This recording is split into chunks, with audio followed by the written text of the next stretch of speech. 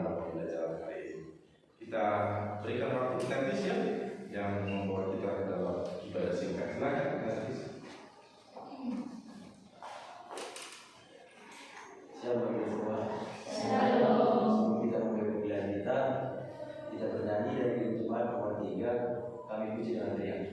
Kami puji dengan teriak di kawah yang besar, beri sinar-Mu menyerang. Firman Tuhan yang kita bagi pada saudara ini tertulis dalam 2 Timotius 3 ayat 16. Beginilah firman Tuhan, dengan jernih dari Roh, iman bertumbuh dalam penganiayaan dan dalam membaca kitab suci. Segala tulisan yang dilakukan Allah memang bermanfaat untuk mengajar, untuk menyatakan kesalahan, untuk memperbaiki kelakuan, dan untuk mendidik orang dalam kebenaran. Amin. Firman Tuhan, kita berdoa. Bapa yang baik, Bapa yang kami kenal melalui nama Yesus Kristus, Juru Selamat kami. Amin.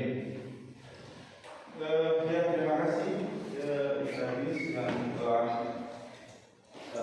memimpin kita dalam ibadah singkat untuk perkuliahan kita hari ini.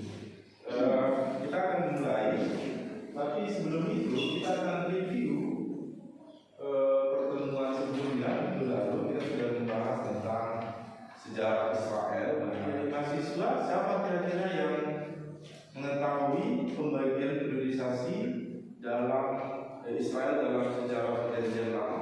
Oh, Melinda, silakan Melinda.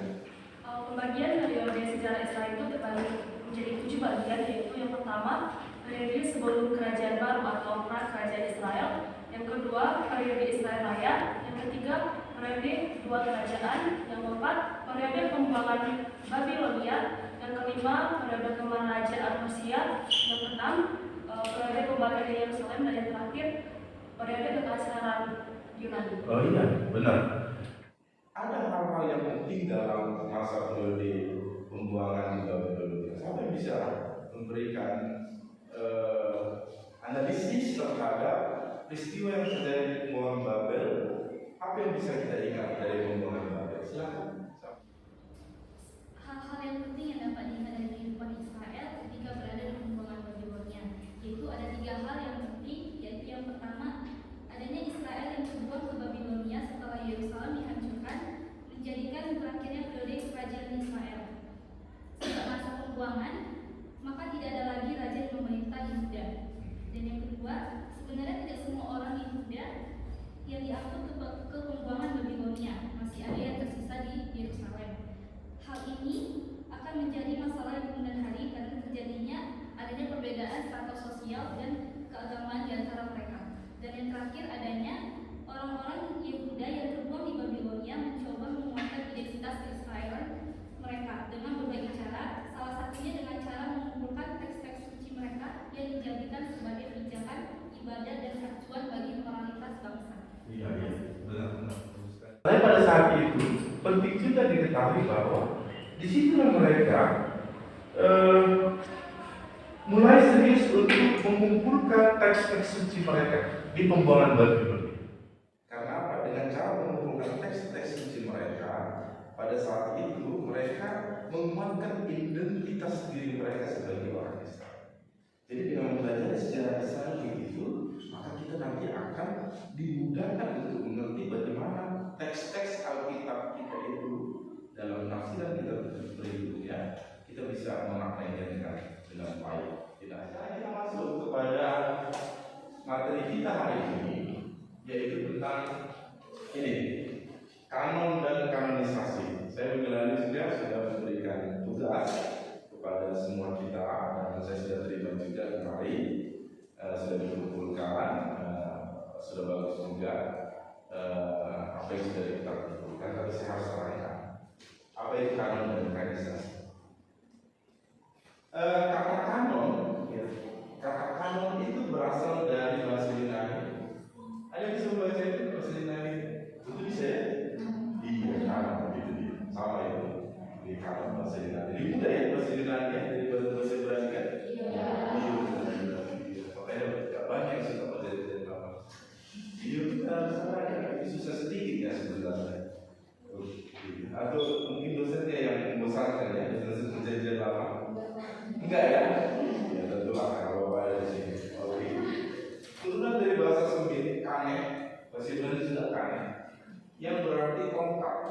atau Mister.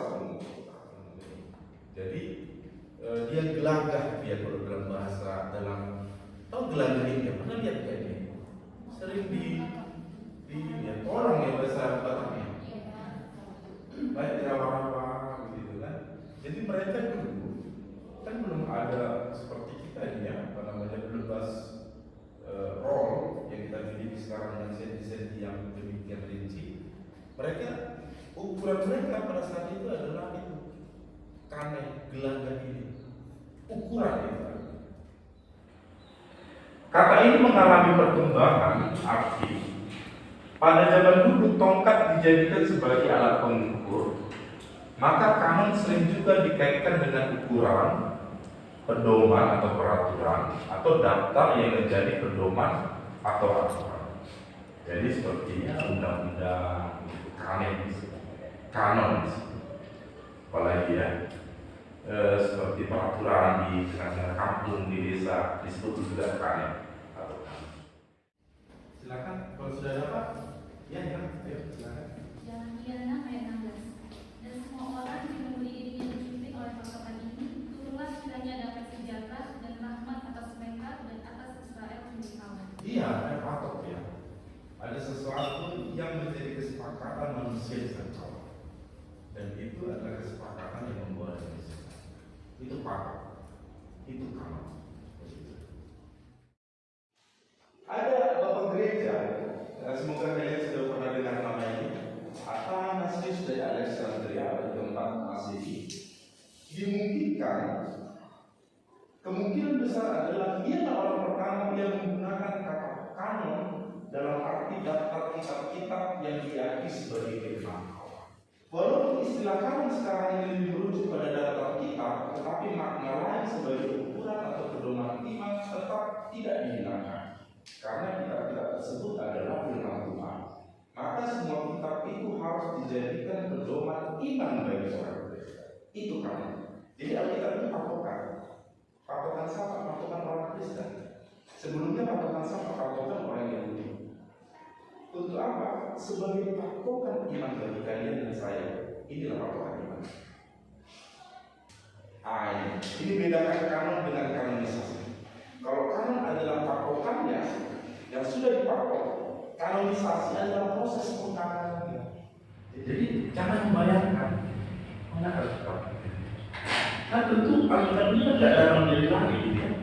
Siapa pernah membayangkan itu datang dari langit? Lalu dia, ada sahabat Alkitab. Tentu tidak begitu. Ini ada prosesnya. Proses hingga sampai seperti apa namanya? Itu namanya kanonisasi. Ada 4 langkah proses kanonisasi itu. Setidaknya ada 4. Yang pertama ucapan-ucapan beribawa, yang kedua tulisan-tulisan beribawa, yang ketiga kumpulan kitab-kitab beribawa, dan yang terakhir kanon yang baru. Kanon. Jadi dulu kan semua pasti belajar ya. Sebelum orang mengenal tulisan dengan baik, bagaimana orang menyampaikan informasi?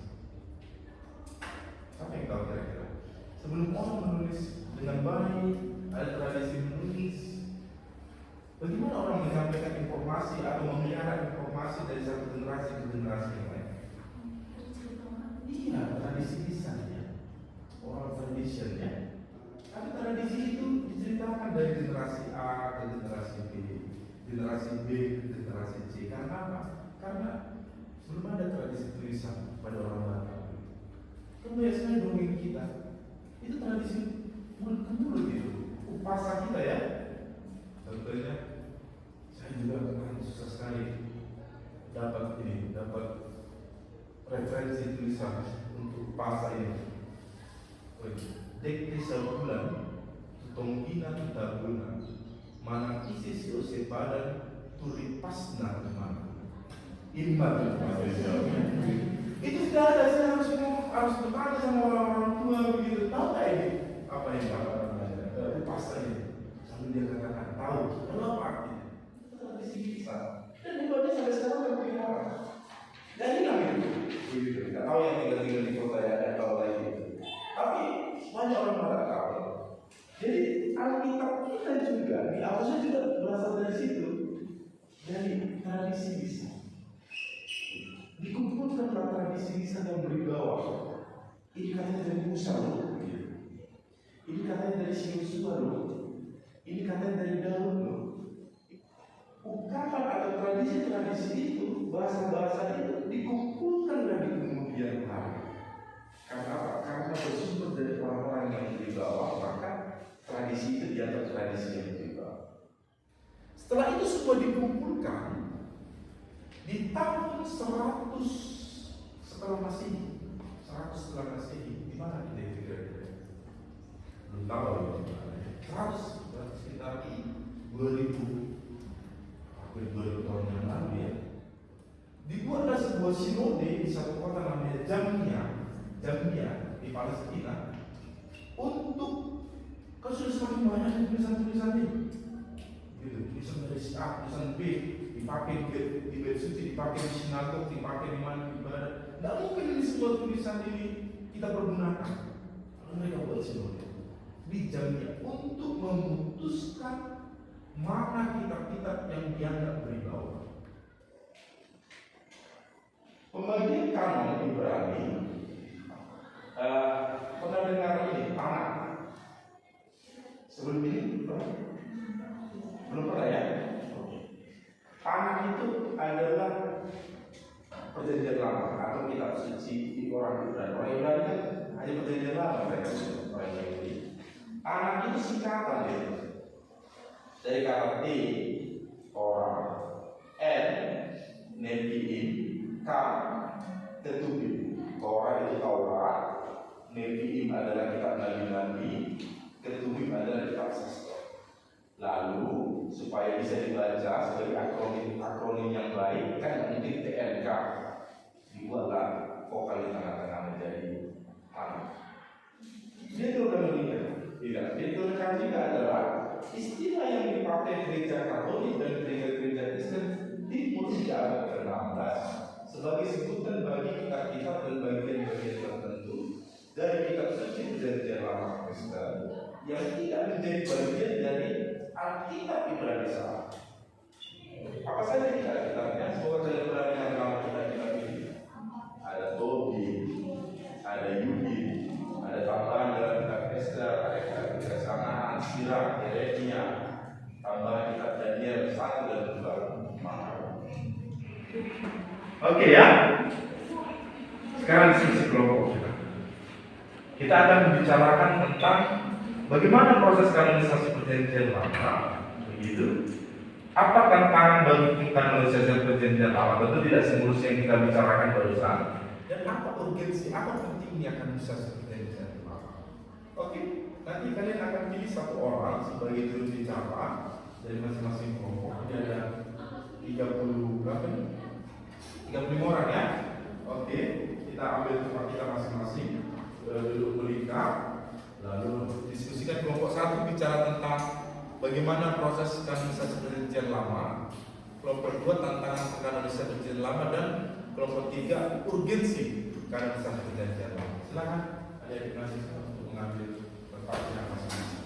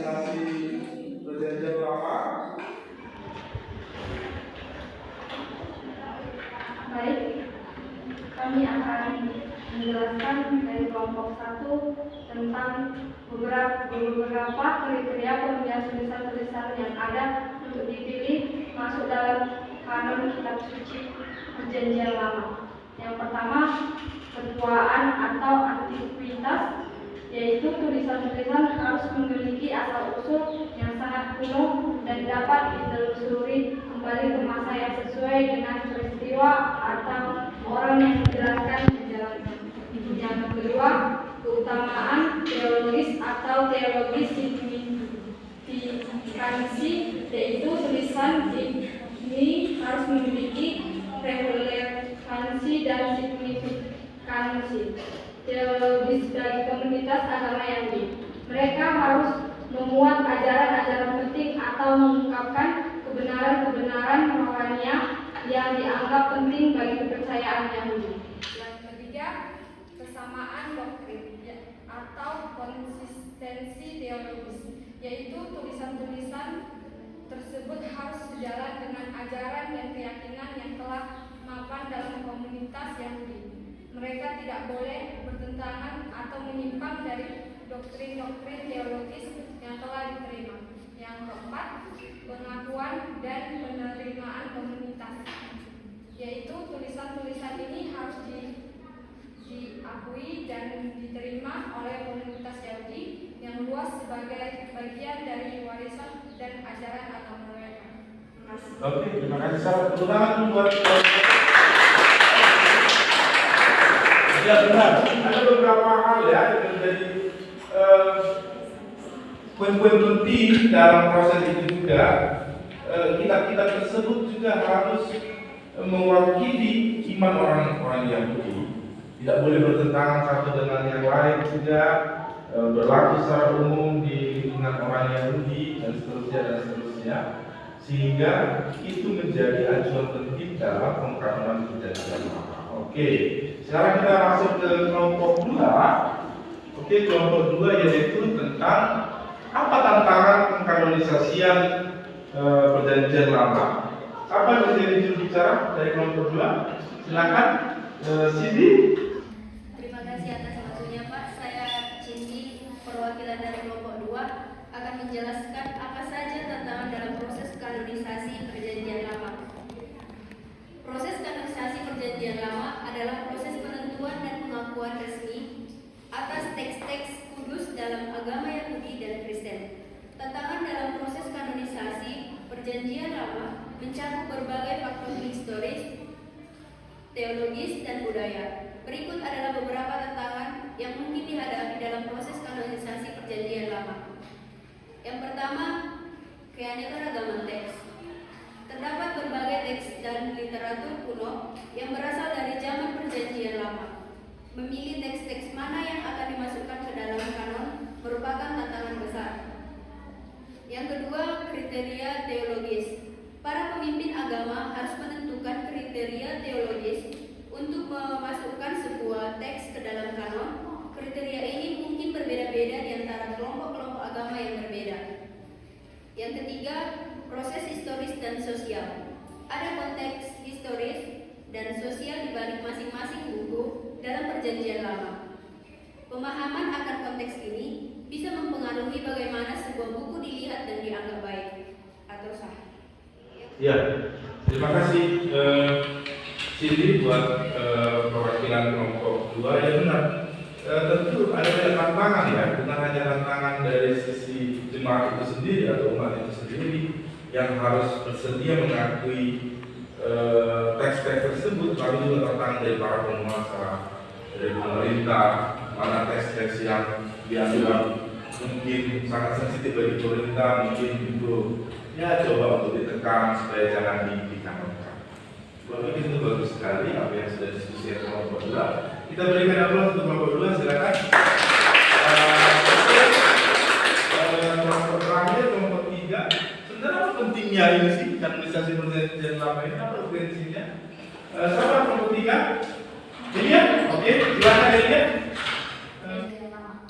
Kanonisasi Perjanjian Lama adalah proses di mana sejumlah teks dianggap sebagai teks otoritatif dan sah oleh komunitas agama tertentu. proses ini memiliki beberapa urgensi yang penting dalam konteks keagamaan dan budaya. Berikut adalah beberapa urgensi dari kanonisasi perjanjian lama. Yang pertama adalah otoritas agama. Kanonisasi mengumpulkan otoritas teks-teks tersebut di dalam komunitas agama. Ini berarti bahwa ajaran dan hukum yang terkandung di dalam perjanjian lama dianggap sebagai ajaran yang sah dan mengikat bagi para penganut agama tersebut. Yang kedua, pembentuk identitas keagamaan.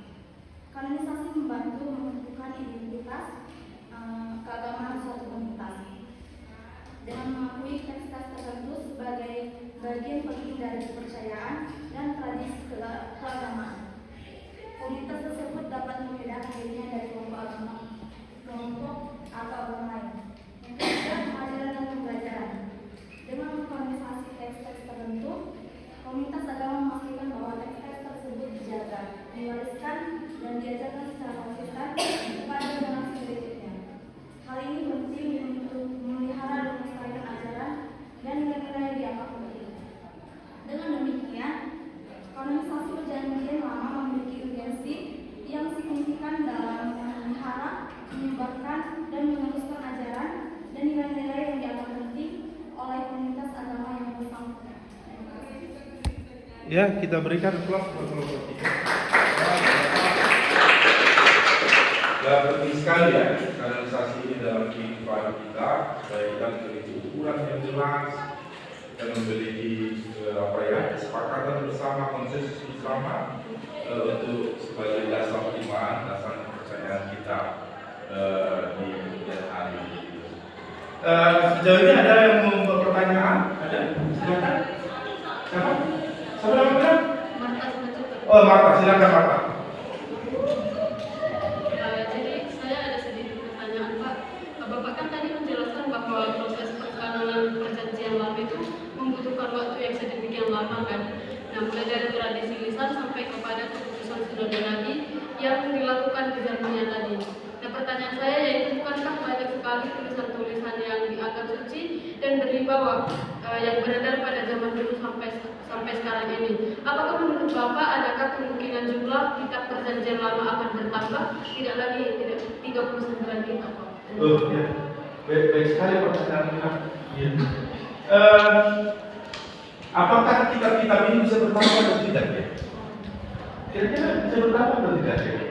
Kitab-kitab yang 39 tadi itu, padahal banyak di luar sana tulisan-tulisan yang beredar, yang diakui kewibawaan dan seterusnya. Saya secara pribadi dalam hati saya pikirnya bertambah, gitu. Tetapi ada persoalan ketika itu nanti bertambah. Persoalannya yang pertama, kan ini konsensus bersama, kesepakatan bersama. Ini kan gereja-gereja sudah biasa di seluruh dunia. Begitu di Indonesia, di Amerika, di tempat-tempat yang lain, di Eropa, gitu. Bagaimana mengumpulkan orang ini semua, gereja-gereja ini semua, untuk memutuskan bahwa kitab-kitab ini harus kita akui, lalu kita bersama-sama menggunakannya. Itu persoalan itu. 39 kitab ini mau ditambahi dengan kitab-kitab yang lain, kan harus mengumpulkan lagi orang-orang yang gereja-gereja yang sedemikian banyak ini. Itu yang pertama. Yang kedua, setiap daerah punya kewibawaan kita masing-masing. Bagaimana menyatukan pandangan-pandangan itu sehingga semuanya sepakat untuk memasukkannya menjadi bagian dari kitab-kitab yang baru menambahi yang 39 kitab dalam perjanjian lama. Saya pikir itu ide yang menarik tetapi agak susah untuk direalisasikan mengingat luasnya sekarang pandangan, wilayah, gereja-gereja yang harus menyatukan persepsi tentang hal itu. Oke ya, setidaknya kita sudah mendapatkan ya gambaran. Tentu kalian harus membaca banyak referensi lain tentang kanonisasi, tapi setidaknya kita bisa membayangkan gimana ya kita ini, perjanjian lama kita ini diproses sehingga seperti yang kita miliki hari ini. Begitu. Minggu depan kita akan membahas hal yang lain. Saya akan memberikan di WA group kita dan menjadi tugas kita yang harus dikumpulkan satu hari sebelum hari pertemuan kita untuk minggu depan. Terima kasih ya buat diskusi kita hari ini. Tuhan memberkati kita. Semoga apa yang kita diskusikan bermanfaat bagi ilmu, bagi iman, bagi refleksi kita ke depannya sebagai bagian dari pemikir-pemikir teologis. Terima kasih. Supaya kita akhiri kelas kita ini. Untuk menutup pembelajaran kita, mari kita berdoa. Terima kasih Bapak, terima kasih kasih-Mu. Kau masih memberikan tentang ataupun boleh mengajar, mohon ampunkan dari terpuji dan mulia nama Bapa yang kekal sampai selama-lamanya. Amin. Amin. Terima kasih ya Naya. Oke, silakan pulang dengan damai sejahtera ya. Lihat